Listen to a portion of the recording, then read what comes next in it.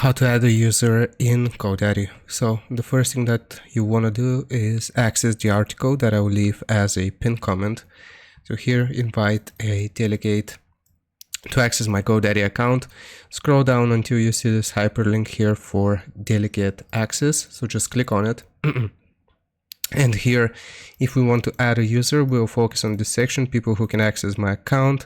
So just click on invite to access, and we'll need to put their name here, their email address, as well as select the access level that we want to give them. So we can give them access to domains only, to products and domains, or to products, domains, and purchase.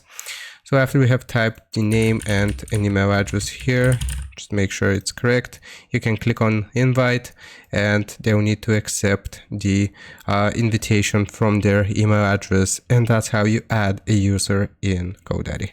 I hope this helps. Leave a like and sub. I'll see you next time.